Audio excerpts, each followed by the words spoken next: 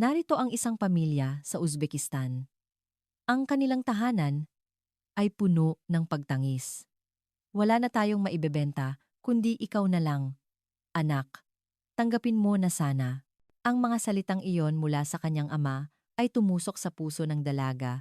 Pinigilan niya ang kanyang mga luha, inimpake ang kanyang mga gamit, at tumakas mula sa kanilang bahay. Ang bida sa ating kuwento ngayon ay isang babaeng Uzbek na napilitang lumipad patungong Pilipinas labag sa kanyang kalooban. Ang kanyang buhay na dati masagana at payapa ay gumuho sa isang iglap. At sa huli, napilitan siyang magsimula ng panibagong buhay sa isang lupaing banyaga. At pagkalipas ng 5 taon, nang makita niya ang kanyang amang dumating para hanapin siya, bigla na lamang siyang napaluhod at humagulgol. Ano kaya ang mga pangyayaring naganap sa pamilyang ito? Sabay natin pakinggan ang kanyang kuwento. Magandang araw. Ang pangalan ko ay Aziza. Isinilang at lumaki ako sa isang bayan malapit sa Tashkent, ang kabisera ng Uzbekistan. Ang aking ama ay isang negosyante na bumibiyahe sa pagitan ng gitnang Asya at Rusya at palagi siyang umuuwing may dalang maraming mamahaling regalo. Ang aking ina ay isang napakagandang babae at madalas sabihin sa akin na naman ako ang kanyang kagandahan at pagiging mahinhin. Tuwing katapusan ng linggo, namamasyal kami sakay ng kotse sa labas ng bayan at tuwing summer vacation, palagi kaming naglalakbay sa ibang bansa. Sa ganitong kasaganahan, lumaki akong walang kamuwang-muwang sa hirap ng buhay. Sa paaralan, palagi akong nangunguna sa klase. Mayroon akong natatanging talento sa mga wika. Bihasa ako sa Russian, Ingles, at Tajik. Inaasahan ng aking mga guro na magiging isa akong mahusay na interpreter o diplomat. Subalit, sa aming kultura, ang pinakadakilang tagumpay para sa isang babae ay ang makapag-asawa ng isang lalaki mula sa mabuting pamilya. Kaya natural kong tinanggap ang ganoong hinaharap para sa aking sarili. Nang ako'y mag-18 taong gulang, isinapormal ng aking ama ang kasunduan sa kasal sa isang pamilyang matagal na niyang kasosyo sa negosyo. Ang anak ng pamilyang iyon, si Alisher, ay 5 taon ang tanda sa akin, nag-aaral sa isang prestihiyosong unibersidad at nakatakdang pumalit sa negosyo ng kanilang pamilya pagkatapos ng kanyang pag-aaral. Siya ay isang binatang matangkad at maginoo kung magsalita. 2 beses kaming nagkita at naging magalang siya sa akin. Hindi ko masasabing pag-ibig ito, ngunit naisip kong hindi naman masama ang magpakasal sa kanya. Nagsimula ng magplano ang aming mga pamilya para sa araw ng kasal at ako na may nagsimulang sumailalim sa pagsasanay bilang isang bride-to-be. Napakaswerte ng ating Aziza, isang malaking karangalan ang maging manugang ng pamilyang iyon. Iyan ang laging sinasabi ng aking ina na may ngiti sa labi. Panatag na rin ako dahil sigurado na ang aking kinabukasan. Hindi ko na kailangang dumaan sa mga alanganing relasyon o mag-alala tungkol sa trabaho tulad ng ibang mga kaibigan ko. Tila perpekto ang takbo ng lahat. Ngunit, hindi ko man lang naisip noon kung gaano kahirap hulaan ang takbo ng buhay. Ilang araw lamang matapos ang aking 19 na kaarawan, nagsimulang gumuho ang lahat sa isang gabi. Sa una, napansin ko lang na laging ginagabi sa pag-uwi ang aking ama. Siya na laging eksaktong 6:00 ng gabi. Kung umuwi ay nagsimulang dumating ng hating gabi. At madalas ay lasing. Wala mang sinasabi sa akin si inay, ang mga luha sa kanyang mga mata ay nagsasabi ng lahat. Isang gabi, nagising ako sa sigawan ng aking mga magulang mula sa sala. Paano nangyari ito? Totoo bang nawala na ang lahat-lahat? Umalingaw-ngaw sa buong bahay ang paghagulgol ng aking ina. Bumilis ang tibok ng aking puso. Nalaman ko ng gabing iyon na tuluyan ng bumagsak ang negosyo ni Itay. Isinugal niya ang lahat sa isang bagong ruta ng kalakalan, at ang sugal na iyon ay isang malaking kabiguan. Sa isang iglap, nabaon kami sa utang. Kinabukasan, nakatanggap kami ng abiso mula sa pamilya ni Alisher na kinakansela na ang kasal. Si Alisher, na dapat sana'y magiging asawa ko, ay naglaho na parang bula nang walang anumang paalam. Para sa kanila, wala na akong halaga bilang isang mapapangasawa. Isa na lamang akong anak ng isang bangkaroteng negosyante. Nang marinig ko ang balitang iyon, doon ko unang naramdaman ang kalupitan ng mundo. Ang mga taong gumagalang sa akin kahapon ay bigla na lang tumalikod sa akin kinabukasan. Nanlamig ang aking puso. Ang mga sumunod na araw ay parang isang bangungot. Araw-araw, may mga maniningil na kumakatok sa aming pinto, at si Itay ay laging umaalis ng bahay para iwasan sila. Ang aking ama, na dati prinsesa ang turing sa akin, ay nagbago na ang tingin sa akin kapag siya'y lasing. Isang tingin na puno ng desperasyon, na para bang ako ang solusyon sa aming problema. Isa-isang naibenta ang aming mga kagamitan. Ang kristal na chandelier sa sala na kinalakihan ko na, ang mga antigong koleksyon na ipinagmamalaki ni Itay, at maging ang singsing pangkasal ni Inay lahat ay nawala para ipambayad sa utang. Ang aming bahay ay unti-unting nawalan ng laman, at maging ang pagkain sa aming hapag ay naging kakarampot. Noon ko unang nalaman kung ano ang kahirapan. Unti-unti ring lumayo ang aking mga kaibigan. Ang mga dati sabik na dumalo sa aking birthday party ay hindi na ngayon sinasagot ang aking mga tawag. Maging sa paaralan, nagbago ang tingin nila sa akin, na para bang natatakot silang mahawa sa aking kamalasan. Bigla, naramdaman kong nag-iisa na lang ako. Ang pakiramdam ng pag-iisa ay lalong nagpabigat sa aking kalooban. Isang gabi, lumapit sa akin si Itay at hinawakan ang aking balikat. "Maganda ka, anak. Kahit sino ay makakapansin yan. Ang iyong kagandahan ang makakapagligtas sa ating pamilya." Kinilabutan ako sa kanyang sinabi. Sa sandaling iyon, alam ko na kung anong kapalaran ang naghihintay sa akin. Kinabukasan, nang dumating ang isang ahente mula sa isang international marriage agency, halos mahimatay ako sa kaba. Ipinagmalaki niya kung gaano kaalaga sa asawa ang mga lalaking Pilipino at kung gaano ka-stable ang kanilang buhay pinansyal. 20 anyos ka pa lang, makakakuha tayo ng magandang alok, lalo na sa isang dalagang kasing ganda ni Aziza. Nagningning ang mga mata ni Itay sa sinabi ng ahente. Nang gabing iyon, niyakap ako ni Inay at umiyak. "Patawarin mo ako, anak. Patawad. Wala na kaming ibang paraan." Nakiiyak din ako sa kanya, ngunit sa aking puso, sumuko na ako. Ito na ang katotohanan at kailangan ko itong tanggapin. Gusto ko sanang ipagpatuloy ang pag-aaral. Mayroon din akong mga pangarap ngunit wala ng lugar para sa mga ganoong luho. Para sa aking pamilya, lalo na para sa aking naghihirap na ama, kailangan kong magsakripisyo.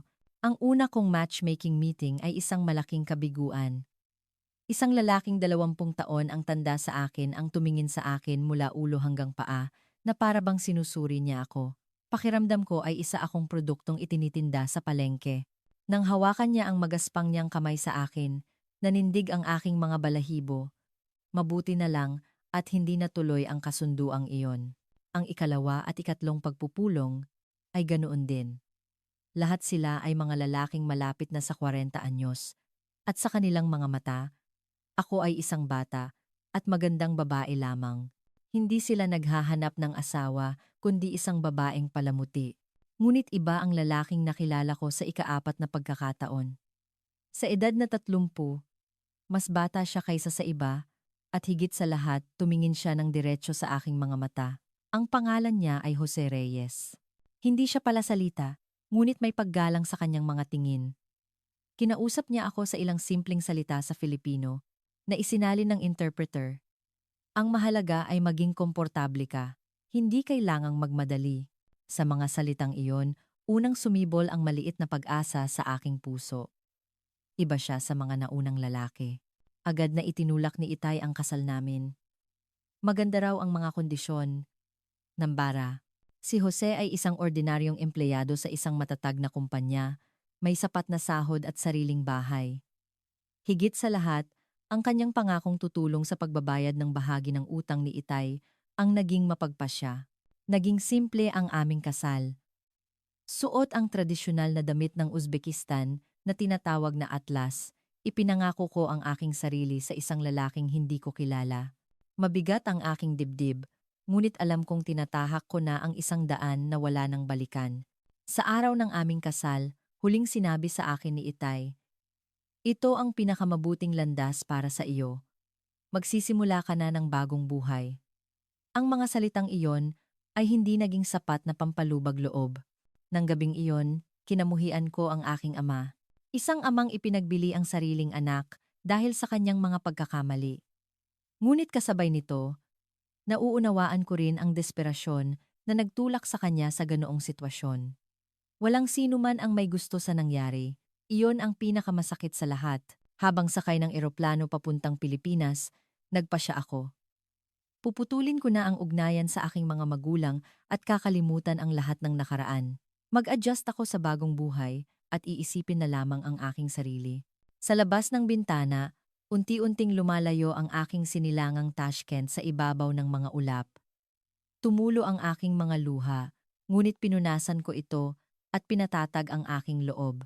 Mula ngayon, ako ay asawa na ng isang Pilipino at mamumuhay sa isang mundong lubos na naiiba. Pagdating ko sa Ninoy Aquino International Airport, parang hindi totoo ang lahat. Ang lahat ay napakalinis at maayos. Naghihintay sa akin si Jose sa airport at maingat niyang binuhat ang aking mga bagahe. Habang binabagtas namin ang daan patungo sa kanyang tahanan, namangha ako sa tanawin ng Metro Manila.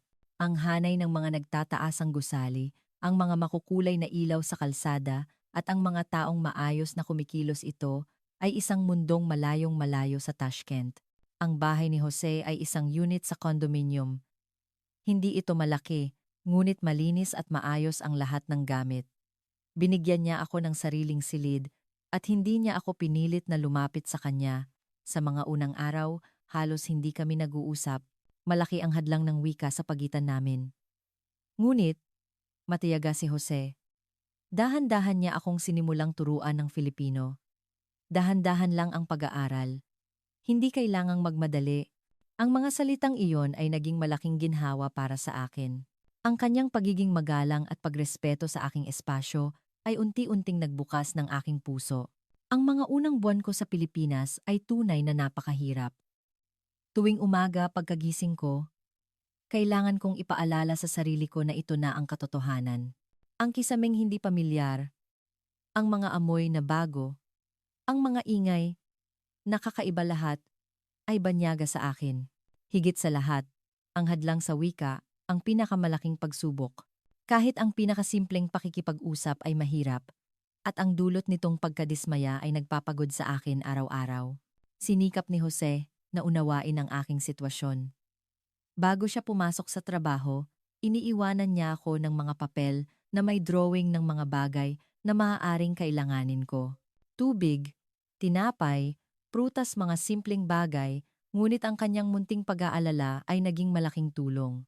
Tuwing weekend, isinasama niya ako sa paligid ng aming lugar upang ituro ang mga mahahalagang lokasyon, grocery, botika, ospital.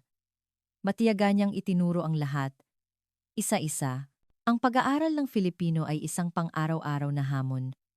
Nagsimula akong pumasok sa isang language school na inenroll ni Jose, kung saan mayroon akong 2 oras na klase araw-araw. Sa simula, pinag-aralan ko ang mga simpleng pagbati.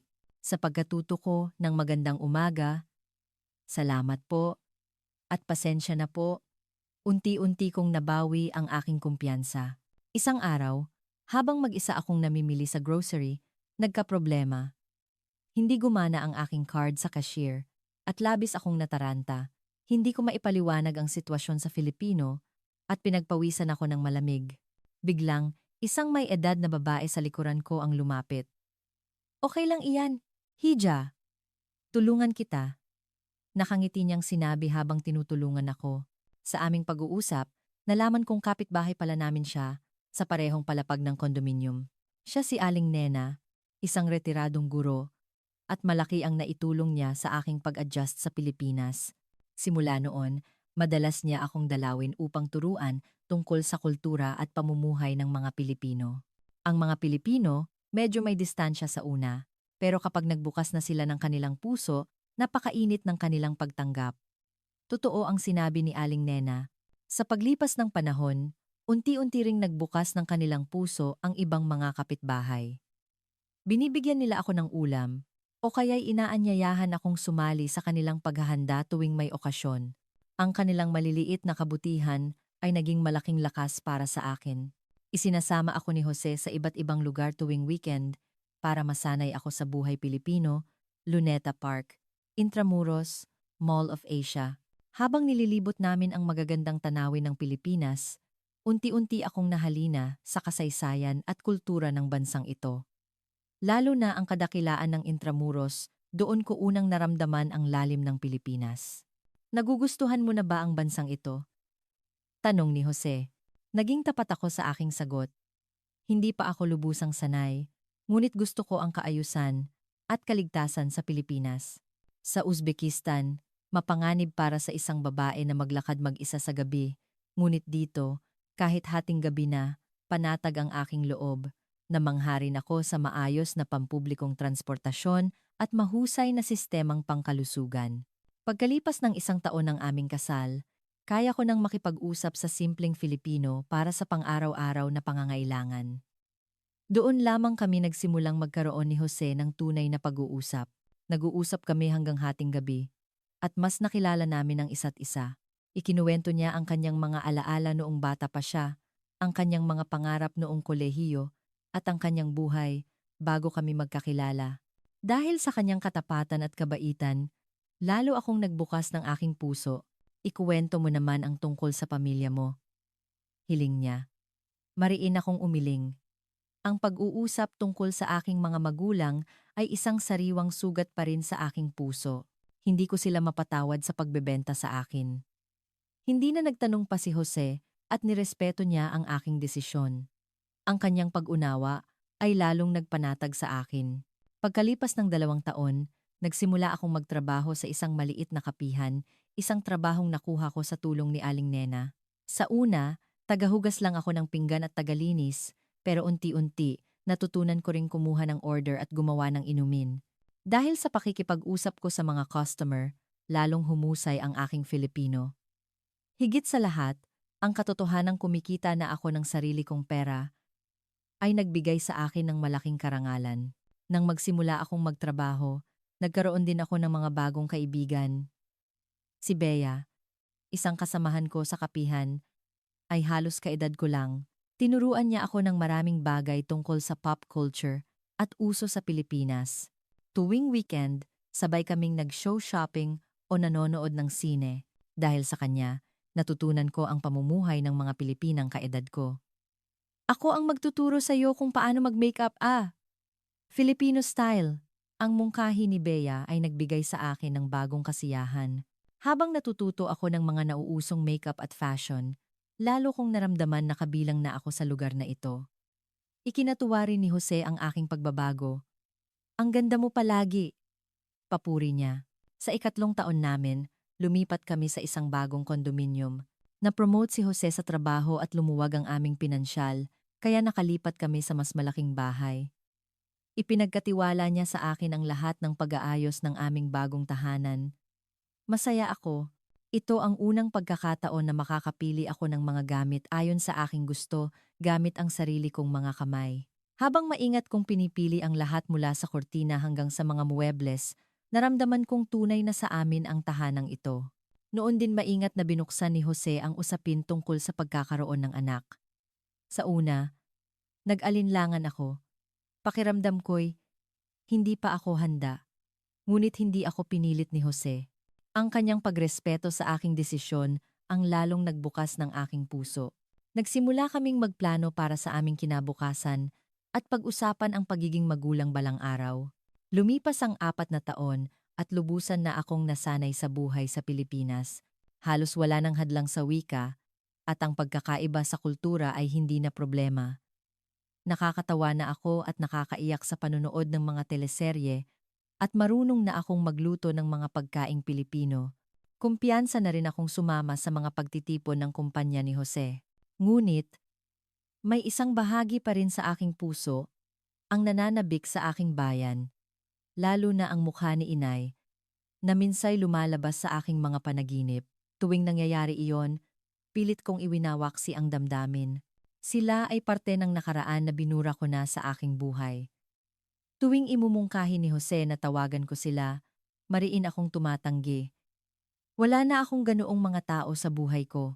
Hindi ipinagbibili ng tunay na magulang ang kanilang anak. Tahimik lang akong yayakapin ni Jose. Sinubukan niyang unawain ang aking sakit at hindi niya ako pinilit. Ang kanyang pag-unawa ay lalong nagparamdam sa akin ng kanyang pagmamahal. Lumipas ang 5 taon at kami ay naging isang matatag na mag-asawa. Si Jose ay may mahalagang posisyon na sa kanyang kumpanya at ako naman ay naging manager na ng kapihan. Nagsimula na kaming seryosong magplano na magkaanak. Nagpasya kaming magsisikap na kaming magbuntis simula sa susunod na buwan. Habang naghahanda kaming salubungin ang bagong buhay, doon ko unang naramdaman ang ganap na kaligayahan. Aziza, napakagaling mo. Nalampasan mo ang lahat ng pagsubok para makarating dito. Hindi ko napigilan ang aking mga luha sa sinabi ni Jose. Alam niya kung gaano karami ang aking isinuko para makibagay sa lugar na ito. Ang kanyang mainit na pagkilala ay isang malaking aliw sa akin. Ngayon, itinuturing ko ng tahanan ang Pilipinas. Dito ko natagpuan ang isang bagong pagkatao at isang bagong buhay. Kahit na ito ay isang sapilitang pagpili sa simula, ngayon ay nagpapasalamat na ako. Ang pagkikita namin ni Jose ay isang biyaya sa aking buhay. Itinuro niya sa akin kung ano ang paggalang at pagmamahal. Ngunit, ang aking pananaw sa aking mga magulang ay hindi nagbago. Sila ay mga taong tuluyan ko nang binura sa aking puso. O iyon ang gusto kong paniwalaan. Ngunit minsan, dinadala tayo ng tadhana sa mga direksyong hindi natin inaasahan. Isang ordinaryong Biyernes ng gabi iyon. Mas maagang umuwi si Jose kaysa karaniwan at napansin kong may kakaiba sa kanyang mukha. Tila siya kinakabahan at may gusto siyang sabihin, ngunit nag-aalangan. Pagkatapos ng hapunan, bigla siyang nagsalita. Maglaan ka ng oras bukas ha? May mahalaga tayong pupuntahan. Tinanong ko kung ano iyon. Ngunit ngumiti lang siya at sinabing, malalaman mo kapag nandoon na tayo. Nang gabing iyon, hindi ako makatulog. Ang kakaibang kilos ni Jose ay bumabagabag sa akin. Hindi siya tipo ng taong mahilig sa sorpresa. Baka may masama siyang balita. Buong gabi akong nag-isip at hindi mapakali. Kinaumagahan, maaga akong ginising ni Jose. Sinabihan niya akong magsuot ng maayos na damit. Paulit-ulit ko siyang tinanong kung ano ang gagawin namin, ngunit ngumingiti lang siya. Lalong lumaki ang aking kaba sa kanyang mga kilos. Subalit, dahil sa tiwala ko kay Jose, sumunod na lamang ako, sumakay kami sa kotse. Habang dumadaan ang mga pamilyar na tanawin sa labas ng bintana, biglang napansin ko ang isang karatula. Nang makita ko ang mga salitang Ninoy Aquino International Airport, kumabog ng mabilis ang aking puso. Airport? Bakit kami pupunta sa airport? Kung maglalakbay kami, dapat ay nag-impake na ako, ngunit wala akong anumang inihanda. Jose, saan tayo pupunta? Bakit sa airport? Sa aking tanong, sumagot lang siya ng, kaunting tiis na lang, malalaman mo rin. May kaunting kaba sa kanyang boses. Hindi ko na mapigilan ang aking kuryosidad, ngunit nagpa siya akong huwag nang magtanong. Pagdating namin sa airport at pagkaparada ng sasakyan, dahan-dahan kaming pumasok sa terminal. Mahigpit ang hawak ni Jose sa aking kamay. Naramdaman kong bahagya itong nanginginig. Nagtungo kami sa International Arrivals Gate. Puno ng tanong ang aking isipan. Ano ba talaga ang nangyayari? Nang makarating kami sa harap ng arrival gate, sinabi ni Jose na umupo muna kami at maghintay. Tumingin ako sa arrival board at nakita kong kararating lang ng isang flight mula sa Tashkent. Tashkent, ang eroplanong galing sa aking bayan. Biglang nanlamig ang buo kong katawan. Sino ang darating? Jose, ano ito? Sino ang darating galing Tashkent? Nanginginig ang aking boses. Dahan-dahan akong inakbayan ni Jose at sinabing, Aziza, lakasan mo ang loob mo. Para sa iyo ito. Sa sandaling iyon, bumukas ang pinto ng gate at nagsimulang lumabas ang mga pasahero. Kinakabahan kong pinagmasdan ang bawat isa. At sa wakas, nakita ko sila. 2 taong pamilyar, ngunit lubhang nagbago na ang itsura, ang aking mga magulang. Si Itay ay sobrang payat at tumanda. Wala na ang dati niyang matipunong tindig at kumpiyansa sa sarili. Ganoon din si Inay. Ang kanyang mukha ay humpak at may malalalim na kulubot. Balisa silang tumingin sa paligid hanggang sa natagpuan nila ako ng tingin. Sa sandaling iyon, bumuhos ang luha mula sa mga mata ni Inay. Natigilan ako sa aking kinatatayuan. Ang mga taong pilit kong iwinaksi sa aking isipan sa loob ng 5 taon ay nasa harapan ko na ngayon. Sabay-sabay na bumuhos ang lahat ng emosyon, galit, sama ng loob, pananabik, lungkot, lahat ay naghalo-halo at halos sumabog ang aking dibdib. Ang kanyang nanginginig na kamay ay dumapo sa aking mukha. Hindi ko ito iniwasan. Nang maramdaman ko ang kanyang palad sa aking pisngi, gumuho ang lahat ng pader na itinayo ko. Inay. Iyon lang ang salitang lumabas sa aking bibig bago ako napaluhod sa sahig. Lumuhod din si inay sa tabi ko at niyakap ako ng mahigpit. Ang pamilyar niyang init at amoy ay nagbalik ng mga malalayong alaala. Ang init na iyon noong bata pa ako at niyayakap niya ako ay hindi nagbago. Si Itay ay nakatayo sa di kalayuan, nakatingin sa amin. May mga luha ring namumuo sa kanyang mga mata. Nang tumingin ako sa kanya, dahan-dahan siyang lumapit. Mabigat ang kanyang mga hakbang at puno ng pagsisisi ang kanyang mga mata. Aziza, mapapatawad mo ba ako? Ang boses ni Itay ay hindi na ang malakas na boses na aking naaalala. Habang nagsasalita siya sa paos at nanginginig na tinig, biglang parang natunaw ang lahat ng aking galit. Isang matanda at pagod na lalaki na lamang ang nakatayo sa aking harapan. Tahimik na lumapit si Jose sa aming pamilya at nagsalita. "Wag na tayo dito. Umuwi na tayo." Sumunod kami sa kanyang sinabi at umalis sa airport. Sa loob ng kotse, lahat kami ay tahimik. Napakaraming emosyon ang nag-uumapaw at kailangan namin ng oras para iproseso ang lahat. Pagdating sa bahay, doon lamang kami nagsimulang mag-usap. Unang nagsalita si Jose. Sinabi niyang 3 taon na pala siyang may komunikasyon sa aking mga magulang. Sa una, para lang ipaalam ang aking kalagayan, ngunit kalaunan, nalaman din niya ang kanilang sitwasyon. "Aziza, dumaan sa matinding hirap ang mga magulang mo. Pero mahal na mahal ka nila." Tumango ang aking mga magulang sa sinabi ni Jose. Nanginginig na nagsalita si Itay. "Aziza, anak, hindi mapapatawad ang ginawa namin sa iyo noon. Pero wala na talaga kaming ibang pagpipilian." Ikinuwento niya na matapos bumagsak ang negosyo, nakatanggap sila ng mga banta sa buhay mula sa mga pinagkakautangan. Binalak daw siyang gawing collateral at para maiwasan iyon, minadali nila akong ipadala sa Pilipinas. Iyon daw ang tanging paraan para protektahan ako. Delikado na noon. "Anak," sabi ni Itay habang pinupunasan ang kanyang luha. "Ang pagpunta mo sa Pilipinas ang tanging paraan. Isang desisyon para iligtas ka." Pagkaalis ko raw, nagsimula sila sa wala.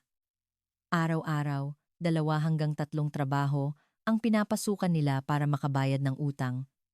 Nagpatuloy si inay. Nagtayo raw sila ng isang maliit na kainan at unti-unting bumangon.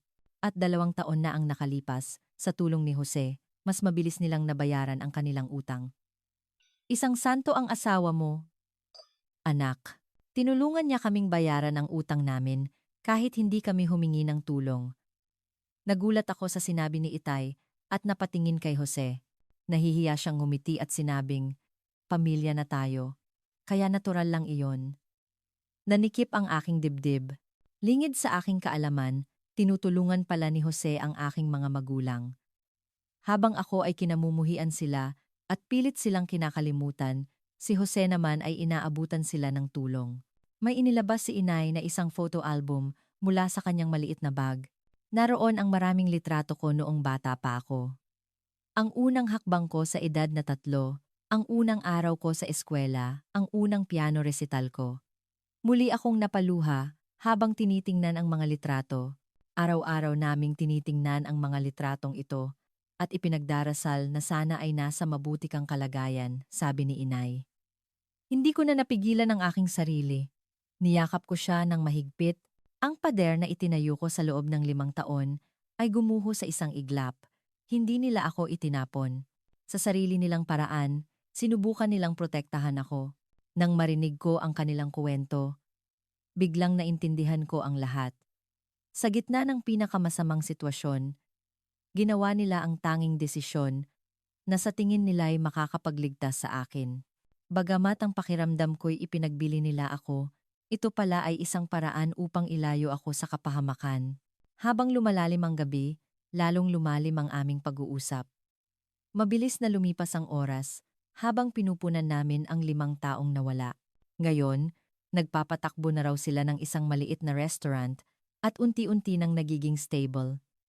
Sa tulong ni Jose, halos bayad na ang lahat ng kanilang utang. Madaling araw na kami natapos at naghanda para matulog. Bago ako matulog, tinanong ko si Jose, bakit hindi mo sila ipinakilala sa akin ng mas maaga? Ngumiti siya ng malumanay at sumagot, hinihintay kong maging handa ka. At saka, halos bayad na ang utang nila at stable na sila ngayon. Muli akong humanga sa kanyang pag-iisip.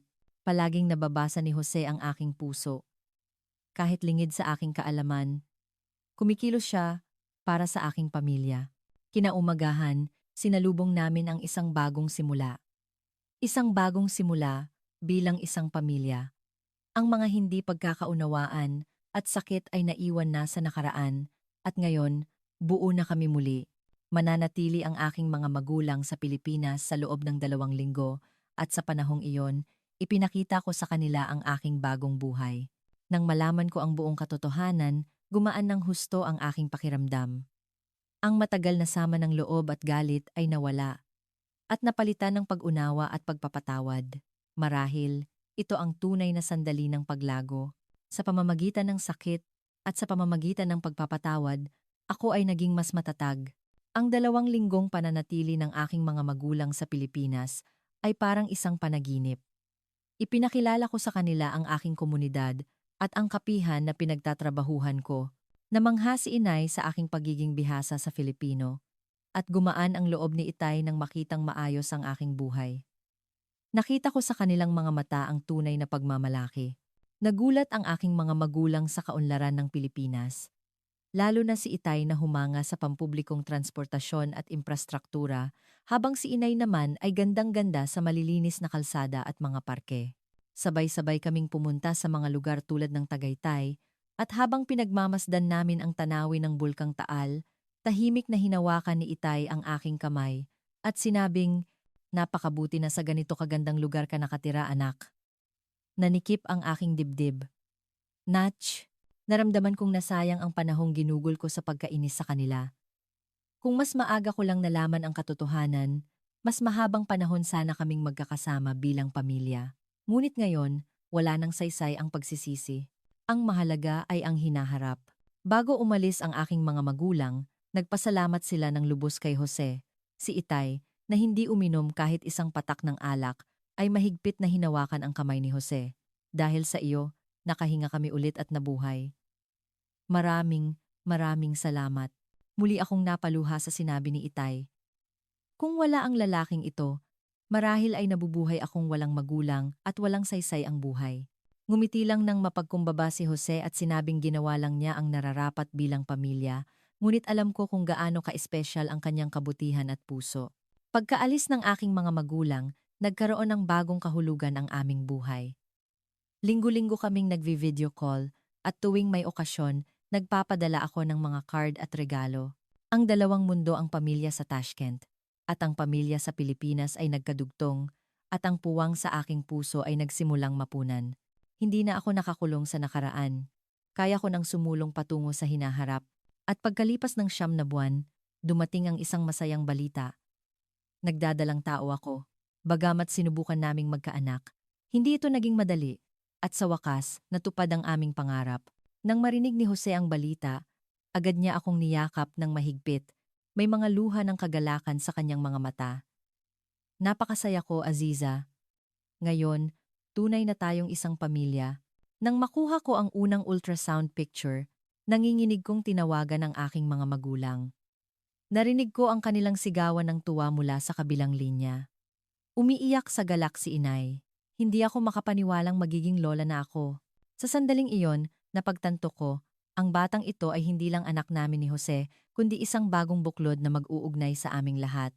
Isang tulay na nagdudugtong sa 2 bansa, 2 kultura, at sa nakaraan at hinaharap. Sa buong panahon ng aking pagbubuntis, halos araw-araw tumatawag si inay para magbigay ng payo.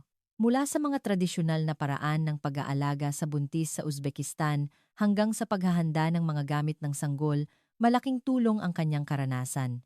Kahit malayo kami sa isa't isa, ramdam ko ang mainit na pag-aalaga ni inay.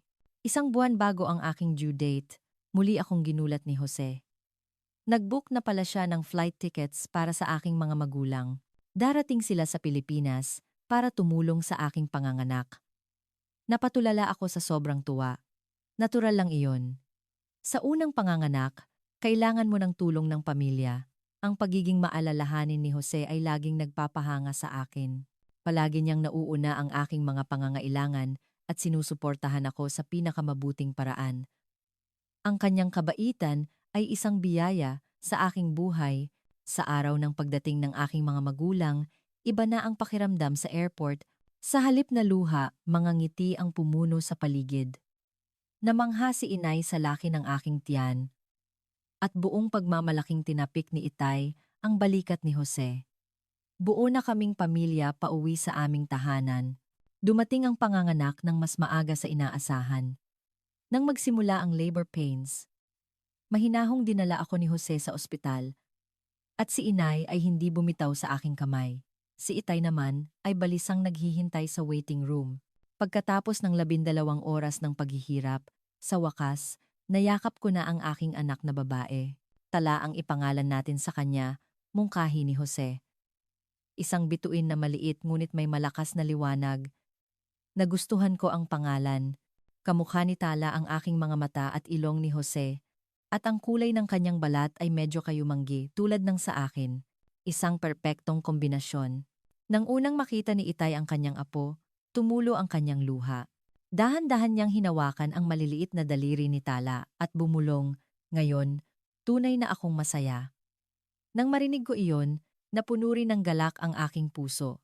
Maraming pagsubok ang pinagdaanan ng aming pamilya, ngunit ngayon, natagpuan na namin ang tunay na kaligayahan.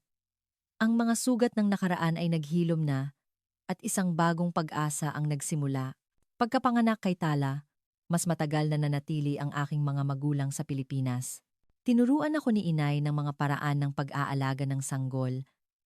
At si itay naman ay kasama ni Jose na bumibili ng mga gamit. Napuno ng tawanan ang aming bahay. Minsan, may maliliit na hindi pagkakasundo dahil sa pagkakaiba ng kultura, ngunit nalulutas namin ito sa pamamagitan ng paggalang sa isa't isa. Sa Uzbekistan, hindi namin binabalot ng ganito ang sanggol. Mas mabuting hayaan siyang malayang gumalaw. Sa una, nag-alangan ako sa payo ni inay, ngunit nang subukan ko, mukhang mas komportable nga si Tala. Sa paghahalo ng paraan ng pag-aalaga mula sa Pilipinas at Uzbekistan, nakabuo kami ng isang espesyal na kapaligiran para sa paglaki ni Tala. Bago bumalik sa Uzbekistan ang aking mga magulang, kumuha kami ng family picture. Sa gitna si Tala, at sa paligid niya, lahat kami ay may masayang ngiti sa aming mga mukha. Ang litratong iyon ay nakasabit pa rin sa aming sala. Tuwing tinitingnan ko ito, muli kong napagtatanto kung gaano karami ang nagbago. Kahit pagkaalis nila, nanatili kaming malapit sa isa't isa. Ibinabahagi namin ang paglaki ni Tala sa pamamagitan ng mga litrato at video at nagbabalita naman sila tungkol sa Uzbekistan. Nakakagulat na naging matagumpay ang maliit na restaurant ni Itay at unti-unti na itong lumalaki. Matapos mabayaran ang lahat ng utang sa tulong ni Jose, mayroon na silang matatag na kita ngayon. Nang mag-isang taong gulang si Tala, muli naming inimbitahan ang aking mga magulang sa Pilipinas. Sa pagkakataong ito, mas masaya at relaxed ang aming pagsasama. Namangha sila sa paglaki ni Tala at naglakbay din kami sa magandang tanawin ng Palawan, lalong tumibay ang aming pamilya. Isang gabi pagkatapos ng hapunan, tahimik na sinabi sa akin ni Itay, "Aziza, anak, naging isang biyaya pala ang pagpunta mo sa Pilipinas." Tumango ako. Ang pangyayaring sa simulay, tila isang kamalasan, ay nagdulot sa akin ng bagong buhay at kaligayahan. Ang pagkikita namin ni Jose, ang pag-adjust sa Pilipinas, at ang pagsilang ni Tala lahat ng proseso ay hindi naging madali, ngunit ang paglalakbay na iyon ang nagpatatag at nagpatalino sa akin. Nang magdalawang taong gulang si Tala, unang beses kaming bumisita sa Uzbekistan bilang isang buong pamilya. Ito ang unang pagkakataon ni Jose doon, at para kay Tala, isang espesyal na paglalakbay upang makilala ang bayan ng kanyang ina. Habang naglalakad sa mga kalye ng Tashkent, naramdaman ko ang kakaibang pagsasama ng nakaraan at kasalukuyan. Ang lugar na dati gusto kong takasan ay ngayon ay bahagi na lamang ng aking kasaysayan at isang kultural na ugat na gusto kong ipakita sa aking anak. Mas malaki na ang restaurant ng aking mga magulang kaysa sa inaasahan ko. Naging sikat na ito hindi lang sa mga lokal, kundi pati na rin sa mga turista. Ipinagmamalaki ni Itay na ikinuwento kay Jose ang tungkol sa negosyo at tuwang-tuwa naman si Inay na sinuotan si Tala ng tradisyonal na damit ng Uzbekistan. 2 linggo kaming nanatili, nakilala ang mga kamag-anak, at nilibot ang mga lugar na bahagi ng aking kabataan.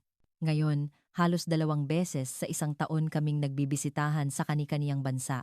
Malayo man ang distansya, mas malapit na ang aming mga puso kaysa dati. Nagustuhan na ni Jose ang mga pagkain sa Uzbekistan at ang aking mga magulang naman ay naging interesado sa kultura ng Pilipinas. Si Tala ay natural na lumalaki na sinasalo ang dalawang kultura. Ngayong gabi, habang pinapatulog ko si Tala, naiisip ko, lahat ng kaligayahang ito ay hindi magiging posible kung wala si Jose. Tinulungan niya akong mag-adjust sa Pilipinas, ibinalik ang relasyon ko sa aking mga magulang at ibinigay sa akin ang regalo ng buhay na si Tala. Tuwing gabi, habang nakahiga ako sa tabi niya, nagpapasalamat ako dahil sa iyo, tunay akong masaya. Sa aking sinabi, ngumiti lang si Jose ng malumanay at hinawakan ang aking kamay. Nagkatinginan kami ng walang salita. Alam kong minsan, mas maraming sinasabi ang mga tingin kaysa sa mga salita. Minsan, binabalikan ko ang nakaraan. Kung hindi bumagsak ang negosyo ni Itay, kung hindi ako napunta sa Pilipinas, ano kaya ang naging buhay ko? Ngunit alam kong wala nang saysay ang mga ganoong tanong. Lahat ng pagpili at pangyayari sa aking buhay ang nagdala sa akin sa kinalalagyan ko ngayon at nagpapasalamat ako sa naging resulta. Hindi mahuhulaan ang buhay. Minsan, ang pinakamadilim na sandali ang nagiging daan patungo sa pinakamaliwanag na ilaw. Para sa akin, ang Pilipinas ay isang nakakatakot na pagsubok sa simula, ngunit sa huli, ito ang biyayang nagdala sa akin sa tunay na kaligayahan.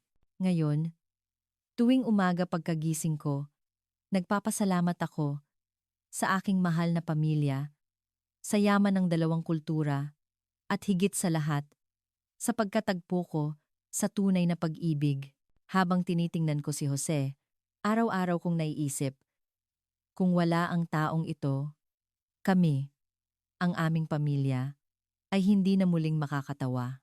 At tuwing hahawakan ko ang maliit na kamay ni Tala, ipinapangako ko, anumang pagsubok ang dumating, poprotektahan ko ang kaligayahan ng aming pamilya. At ipapamana ko sa aking anak ang magagandang kultura at pagpapahalaga ng 2 bansa. Ito ang aking kwento. Ang kwento ng isang babaeng nagsimula sa isang gumuho na tahanan, bumangon muli sa isang bagong bansa, at niyakap ng mahigpit ang kaligayahang huling dumating. Ang buhay ay nagpapatuloy, at ngayon, handa na akong sumulong ng walang takot.